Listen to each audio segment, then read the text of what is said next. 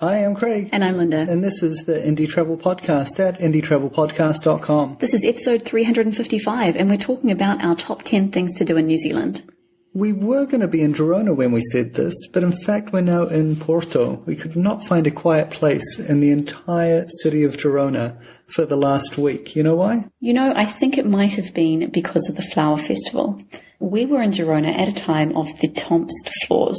There were about 150 floral displays and sculptures all around the city. It's a very busy festival. Someone told me they get like 100,000 people a day coming through because of it. That's right. We were in Girona because our friends Pete and Daylene Heck and Sherry Ott were there. They're going to be spending a month there. And because we'd just spent 2 weeks in Barcelona looking after those small dogs we mentioned in our last podcast, we were pretty close, so we thought we'd go up and see them. But in true style, we didn't realize that there was a huge event going on. So we were really, really lucky to find accommodation. It was very nice, but it wasn't a very quiet place to record. We had a great time, great food in Girona, beautiful city, lots of Game of Thrones was filmed there, which was cool. One of my highlights was probably going up the Costa Brava a little bit to a small town where we heard some folk singing. You might think, okay, it's going to be Catalan folk singing, but in fact it's Cuban folk singing that's been brought on board and kind of kept alive in Catalonia. Yeah, it's very strange. A lot of the songs are sung in Castilian Spanish, but some are sung in Catalan Spanish. So it's quite funny. We're sitting around and Sherry's going, translate for me. And some of them I could translate. And some of them I just said, you know what, I still don't speak Catalan. She's like, this is just not good enough, Linda.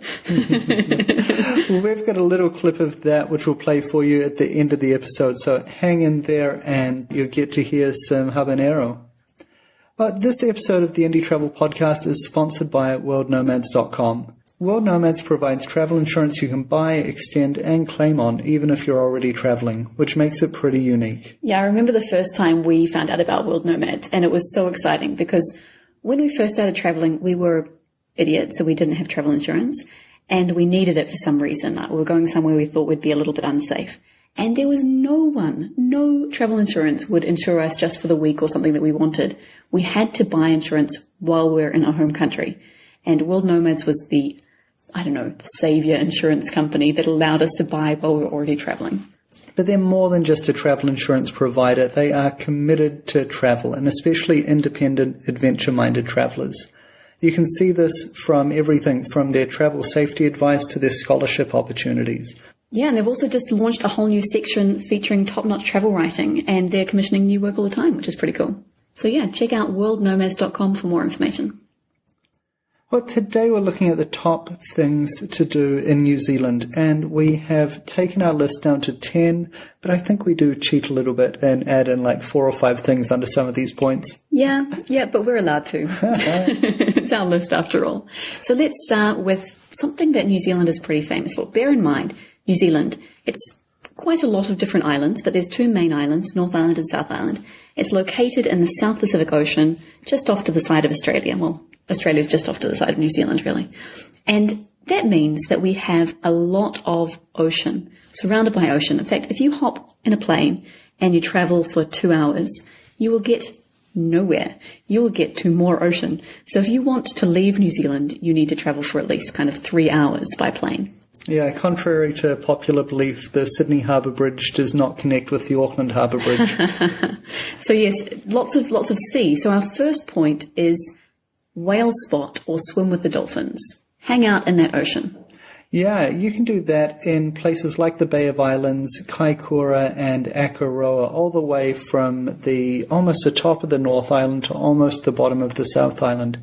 Each bit of ocean's different, each experience is different, each set of marine life is different. But in every case, everything's really closely monitored by the New Zealand Department of Conservation.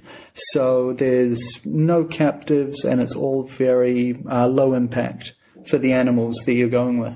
So the Bay of Islands is located probably about 3 hours drive north of Auckland, and it's a wonderful place. If you're coming into New Zealand and you just want to spend a few days in a country, I would recommend flying to Auckland and just go up there and explore. We spend quite a lot of time up there. And I remember the first time we did a dolphin watching cruise. It was a familiar trip for the language school we were working with. And we had a very nice dinner the night before, possibly a bit too much to drink. The next day we went on the boat. None of us were feeling all that epic, and we didn't see any dolphins. it was a bit of a disappointment. It was. But the next time we were up, we did see some. We went on this little cruise and saw so many dolphins. It was so great. Yeah, it's pretty reliable. You know what? Auckland is also really reliable for whale spotting and dolphin spotting as well. A lot of people don't know that there's a marine reserve through a lot of the harbour. Just going straight out from downtown Auckland, you're almost guaranteed to see some dolphins or some whales. It's neat seeing the orcas just swimming around, and yeah, it's cool. They dive down and eat all the rays off the bottom of the sand, just like biscuits. We mentioned two other places, Kaikoura and Akaroa. Both of these are on the east coast of the South Island. Kaikoura up in the northeast and Akaroa almost straight out from Christchurch. Both are really great places. Kaikoura is better known for sea lions and whales, Akaroa for dolphins, and especially the little Hector's dolphins, which are endemic to New Zealand. They're so cute. For Christmas a couple of years ago, we bought Craig's parents a dolphin watching cruise, and then last year they bought us the same deal, so we ended up going together. And I wasn't sure what it was going to be like, and it was so cool. We saw so many dolphins, we saw some seals, we saw penguins. It was amazing. So I'd highly recommend, if you're going to New Zealand, make sure to see some dolphins and maybe even some whales. If that sounds a bit too laid back, how about jumping off something tall? Bungee jumping, well, commercial bungee jumping, started in New Zealand with a couple of guys, the most well-known being AJ Hackett. So AJ Hackett bungees are now franchised throughout New Zealand. What I really like about them is that they have a really good safety record. And in fact, because it was started by AJ Hackett, he petitioned the government to kind of set up the laws and rules around bungee jumping, and he made them really strict. So that means that we do have this really good safety record of bungee jumping in New Zealand. Yeah, there's nothing like outmaneuvering your competition by making the national safety record your safety record. Yeah, it was actually quite tricksy, but good for everybody, right? So I think the most famous place to do it is the iconic Kawerau Bridge, which is just outside of Queenstown. But there are lots of places to go bungee jumping, including off the Auckland Harbour Bridge, which was where we jumped the first time. The second time we did it, we also went out from Queenstown at the Nevis, and this was, I think, 134 metres high. And just imagine two mountains with a cable string between them and a pod in the middle. And you need to kind of travel out into the middle of the pod and then jump. Also imagine that it's snowing and you're scared of heights, and you'll get an idea of what it was like for me. I don't think you're quite communicating how awesome this experience was for you. What I really loved about it was, as you're traveling up, they played this CD or, collection of music that sounded as if the driver kept changing the channel because the songs that came on were just so not appropriate. It was all about, like, I'm jumping, Stairway to Heaven, all of this kind of thing. So it was fun. If you prefer to keep your feet on the ground, consider number 3, doing a great walk. So there's heaps of hiking opportunities in New Zealand, and in fact we call it tramping. It's not hanging out in a park with a bottle of wine all to yourself. It is to go hiking. And there are 9 great walks in New Zealand at the moment, and they're extending it out. But in fact, one of the great walks is actually a great kayak trip. And, it's a bit flexy. But some of the cool things about hiking in New Zealand are there are no large mammals. There's no venomous animals. In general, it's pretty safe if you have a little bit of bushcraft or you travel in a group, go with someone experienced. If you're on the great walks, they're wide, well signposted, and well looked after for the most part. So if you are interested in doing a great walk, you should visit the DOC website. That's the Department of Conservation. You need to book in advance. And you do have to pay for your hut, which is where you're going to be staying during the hike. And it's not as cheap as you might think, but definitely worth it. I think it's really cheap by international standards. I mean, we've just done one last April, the Milford Track, and it was just fantastic. Spectacular. Yeah, I couldn't say more good things about it. Yeah, it was plain, it was rustic, you were sleeping in bunk beds, you were carrying your own food on your back. But it was so wild and so untouched, with the exception of a few meters of track and occasionally clearing some trees for safety. Just Amazing. Yeah, if you're interested in doing a great walk, visit indietravelpodcast.com and do a search for the Milford Track. And we did a podcast about this about a year ago. So there's lots of information about preparing and how to book and that kind of thing. If you're not so interested in an overnight walk, you could do just a day walk. There are lots of them to choose from. The Department of Conservation website has lots of information about that too. And we are really big fans of short walks and longer walks. I remember the first time we decided to do an overnight walk, we weren't very prepared. And we'd seen this sign in a forest called Puketi Forest, and we decided to walk it with our friends Janine and Ange. And yes, the track was really overgrown. We told people where we were going, but we didn't even really know where we were going. We didn't have very good maps. It was an adventure, but I think we could have done better. So the next time we went to a place called Kaweka Forest Park, and it was awesome because there in the middle of the forest was a hot spring, and someone had put some big fishing tubs in there. So they had 2 big tubs that fit 6 people each. So 12 people could basically have a spa in the middle of the forest. And it was just so cool. There was a hut that you could stay at maybe about 15 minutes walk back up the track. But we had our tents, and so we were just camping right nearby. And it was something like $6 a night or something ridiculous like that. So cool. So whenever you're going walking in New Zealand, realize that things can be a bit more rugged than you might be used to. Certainly the walking tracks in New Zealand are a lot more rugged than the ones I've seen anywhere in Europe. So always take a map with you as well as your phone. Take more food than you need. Take clothing for all occasions. And let someone know where you're going and when you plan to be back.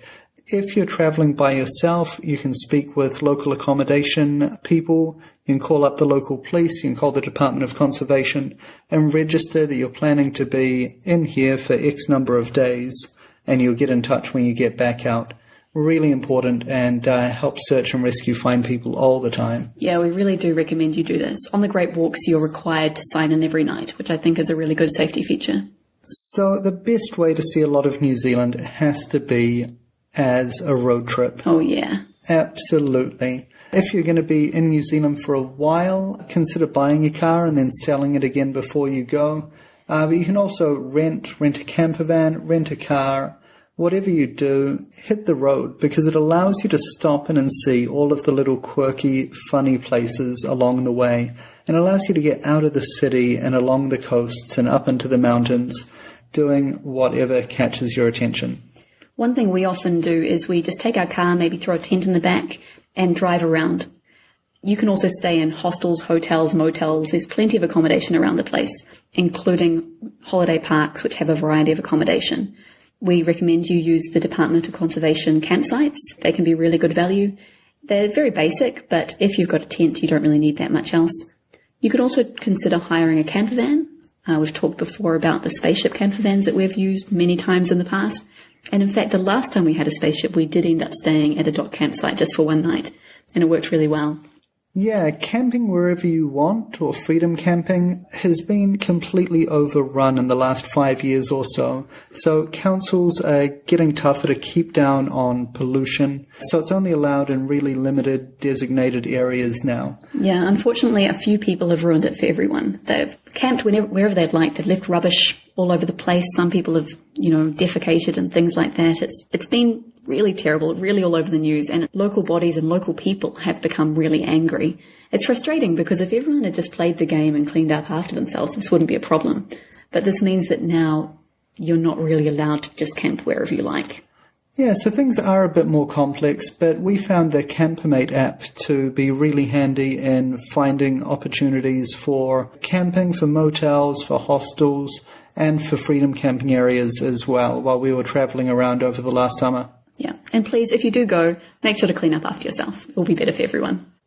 So thing number 5 of things to do in New Zealand is to visit the Milford Sound. Now, if you go to do the Milford Track, which we recommended, you're already there. But otherwise, it can really be worth the visit if you'd like to see some mountains rolling down into beautiful fjords. It's one of these just amazing, dramatic kind of locations. The scenery is spectacular. Apparently, it's one of the most easily accessible sounds in the world. There's hundreds of waterfalls, there's native forest, it's just spectacular.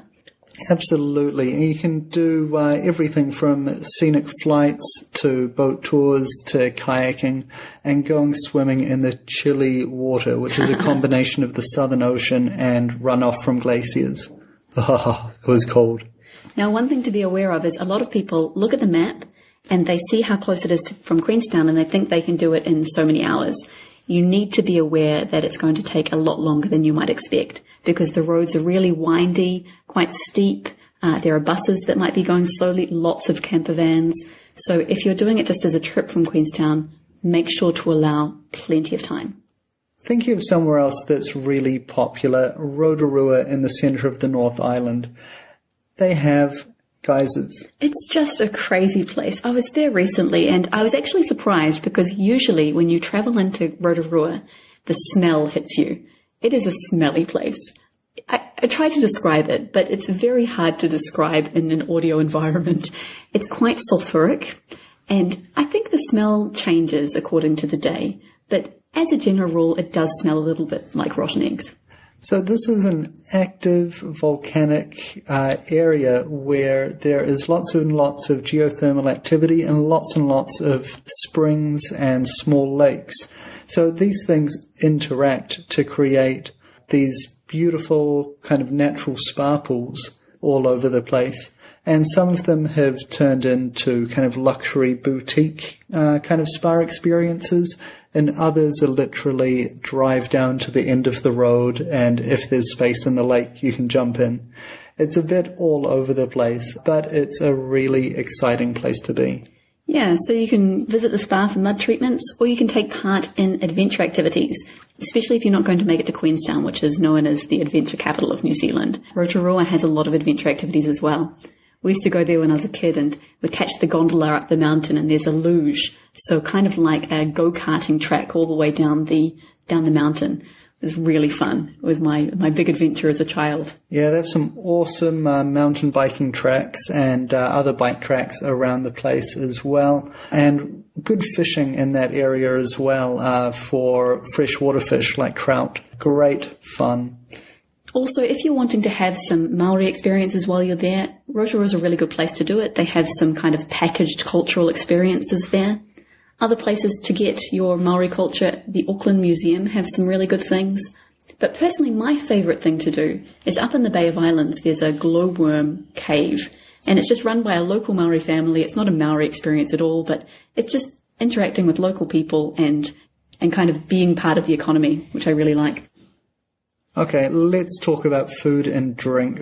Point number 7, go wine tasting around the country. And New Zealand has a really vibrant craft beer scene, but it's kind of spread out everywhere. Wine is a little bit more concentrated. What do you mean? The whole country is covered in wine. I don't even know how many wine regions we have. And if I did, the number would be wrong because it feels like there's always a new wine region starting up.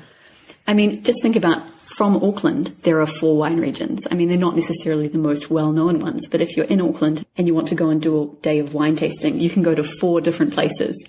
You could go up north to Matakana, which is also a good stop if you're going on your way to Bay of Islands. You could catch the ferry across to Waiheke Island. You could go out to Kumeu or down to Clevedon.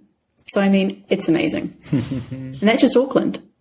Yeah, thinking about the rest of the North Island, I would say the East Coast around the Hawke's Bay, around Napier area, fantastic wines, all your kind of Bordeaux style. Great varieties are out there along with some little unusual bits and pieces that you can find if you just keep on hopping around the wineries. Also down around Wellington, there are plenty of places to visit. So many good things. Yeah, you got Martinborough just over the hills there and yeah, so good. Then also down in the South Island, you've got Marlborough region and Otago. Oh man, so good. It's pretty easy to go wine tasting just out of Queenstown. So if you are based in Queenstown for a while, you can do a day trip. You can do organised tours as well. And if you're not making it that far south, you can go out to the Pegasus Bay area, which is just north of Christchurch. Really accessible, just less than an hour away from the CBD. So if you do go wine tasting, be aware that many wineries don't charge for tasting. It's becoming more common to charge, but usually it's just a token charge, maybe $5, and then you don't have to pay it if you buy something like that, which I actually really approve of. It depends, though. On Waiheke, they do charge, and they charge per tasting, and it's not refunded if you buy something. If you aren't charged for tasting, then it's considered good form to buy something, even if it's just one bottle between 2 or 3 people. Of course, you can feel free to buy as many bottles as you like if you like what you taste. Pair that up with some almost unique New Zealand food. And I say almost unique because everything is so closely connected with either Pacific culture or with European culture or with Asian culture. We just steal everything. We just steal everything. But a lot of things do have their unique, highest and best form found in New Zealand cuisine. Can we say we have a cuisine? I don't think we can. Too much cultural cringe. I don't know. Well, one of the best things about New Zealand is that there's so much space. So our animals have lots of space to live and grow.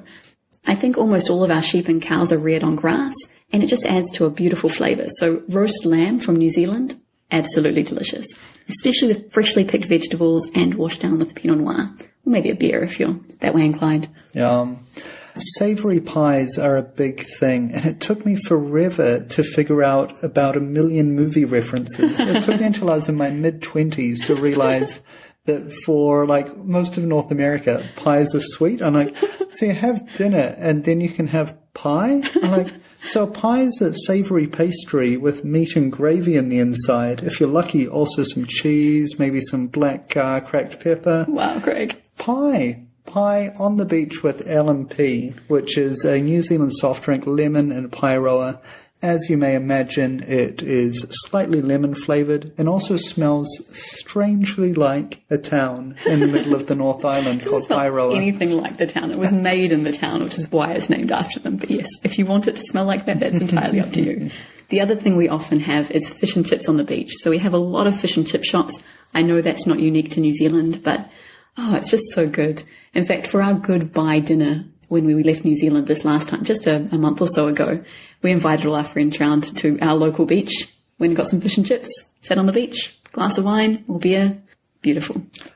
Perfect. If you are after something sweet, kiwi fruit is kind of a national fruit. A national fruit, which we stole from China. New Zealand's are called kiwis. But yeah, the whole Hawke's Bay region especially well known for its kiwi fruit growing. And finally, pavlova, which is our probably national dessert. There is a long and wide-standing argument with the Australians over who created it, but basically it's a really fluffy meringue.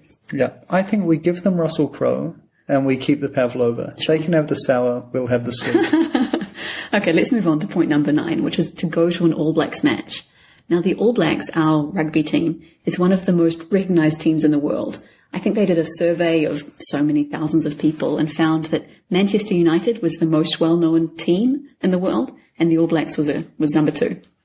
Yeah, it's pretty crazy for a game that's only really competitively played in about 20 countries. Yeah. But they have a ridiculous winning percentage, one of the best winning percentages over the last 150 years, which is a long time for a team to be successful. That's right. So if you do get a chance to go to a game, get there early, be seated at least 10 minutes before kickoff so you don't miss the haka before the game. Yeah, this is the Maori war dance, which the All Blacks do before every game. And it's really quite epic. I mean, you have these 22 guys out there doing this war dance, shouting. Oh, it's great. If you can't see them, New Zealand will continue to be sports mad, even if you don't like rugby. There's regional Super Rugby teams. There's also lots of netball, tennis, cricket, and rugby sevens, which is like a faster form of the game, all played pretty much all year round. There'll be something on. If you prefer to play games instead of watch them, New Zealand has the highest percentage of golf courses per head of population anywhere in the world, with prices ranging from kind of $5 or $10 a round up to very flash courses where we won't even talk about the price because it makes me cry and I can't go. All right, point number 10. Visit a lesser known area. So we've talked about some of our favourite places, some of the places that we like to go, but it's a large country. New Zealand is the same size as the UK or Italy. And sure, they're not enormous countries, but they are medium sized. And you think about all the places you could go to in the UK or Italy. New Zealand, we don't have quite that density of places to go, but there are some amazing locations. You've probably heard of Queenstown or Wanaka. They're very well known. But what about the Bay of Islands? We mentioned that at the beginning of the show as one of our places to go whale watching. As well as being great for getting out on the water, it's also great for history. Yeah, it's one of the easiest places, I think, to access Maori and colonial history side by side. We've got some of the first missionary stations in New Zealand from the European colonization period. You've also got what was a very strong area for a lot of Maori tribes. And so it all comes together in one place. And yeah, so cool. So cool. Another place we really like to visit is the east coast of New Zealand. So my dad's just moved to Gisborne, and then just down the coast is Napier, which has got really cool Art Deco architecture. The town was pretty much destroyed in an earthquake in the early 1900s, I think it was 1920s, and it was rebuilt in this Art Deco style. It's so cool. Yeah, and we mentioned it as well for one of the wine regions to get to, and gosh, it's a good base for going out and visiting the wineries. In the South Island, Oamaru, which is south of Christchurch, is just one of these really interesting places. At one point in the 1880s, it was bigger and growing faster than San Francisco, and reportedly had more gas lighting than London. Can you imagine? More gas lighting than London in the 1800s. It's spectacular. Mad. Now, it no longer has the tallest building in the Southern Hemisphere, a towering 5-story affair, but it is replete with these beautiful buildings of white sandstone, and it's got this whole Victorian steampunk art kind of thing going on in certain areas, which is so funky. There's people on like handmade bicycles, and it's cool. So cool. Penguins. It has penguins, which I think is just cool. You can go and watch the penguins run up the beach on their way to bed every night.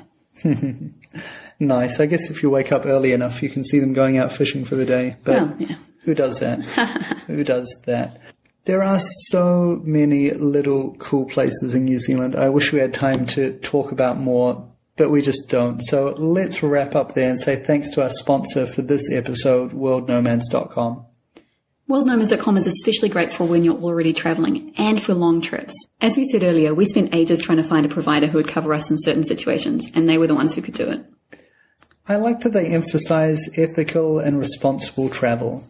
As part of their undertaking to make a difference, they've published articles about all sorts of things, like whether you should boycott Myanmar or not, the use of plastic, how to reduce trash while traveling, whether you should do slum tours or not. So they're not afraid to get in and mix it up and be part of the conversation. They're also very big on community project funding. So they create and manage a charitable arm which raises money for community-based projects like fresh running water for a village in Peru, solar lanterns in an African village. And of course, travel insurance. So all of that's funded by the profits from the travel insurance that's designed for travellers like us. Check it out, worldnomads.com. So what are we up to over the next little while, Linda? Well, we're currently in Porto. We have just arrived and checked into our accommodation. We couldn't check in until 2 o'clock, so we had to go and have some lunch. It was delicious. It was, as one would expect. I'm looking forward to getting into a francesinha or two over the next week. Probably not more than that, because I think if you eat one a day, you do actually explode. These are these amazing, how to simplify it, toasted sandwiches that are multi-layered with like several different types of meat, different types of cheese, curry sauce, and it comes out like a brick of food, and it is glorious. And it's covered with a sauce. I think that's an important factor because you have to eat it with a knife and fork. If you tried to eat it with your hands, I don't know. No. I can't even imagine it, to tell you the truth. So it's quite a spectacular thing. And last time we were here, someone actually ordered a vegetarian one, and it looked pretty good. I was amazed that they could do that. But yeah, it was possible. Each to their own. Yeah. So yeah, we'll be eating that tomorrow night. I think Craig's already decided not to eat anything until then. But yeah, we're really looking forward to it. This weekend we've got a word camp. So Craig will be speaking about WordPress and other exciting things. Is there anything else as exciting as that? I don't think so. And then next week we're heading to Alcalá de Henares, where I did my master's a few years ago, to pick up some stuff that we left there and visit some friends. To reminisce, to see friends. Eat tapas. Eat good tapas. It's going to be great. Absolutely. Now, before we sign off, and I know you've been waiting for this habanero music, I just wanted to let you know that in about a month or so, we're going to be doing an interview with Phil Sylvester of World Nomads, our sponsor for this episode, and he's a travel safety expert from World Nomads. And if you'd like, you can send through any questions you have about travel insurance or travel safety or weird and wacky insurance claims. Just send them through to mail@indietravelpodcast.com and we can ask Phil as part of the interview. So yeah, that'd be really fun. Now be aware he can't answer questions like, will you pay out on my claim? That kind of thing, we can't do. Sorry about that. Well, that's us for this week. Until next time, travel well and enjoy the music. Rosina, don verde palma, olvida el cerro mi oficial, si quiere de aquí.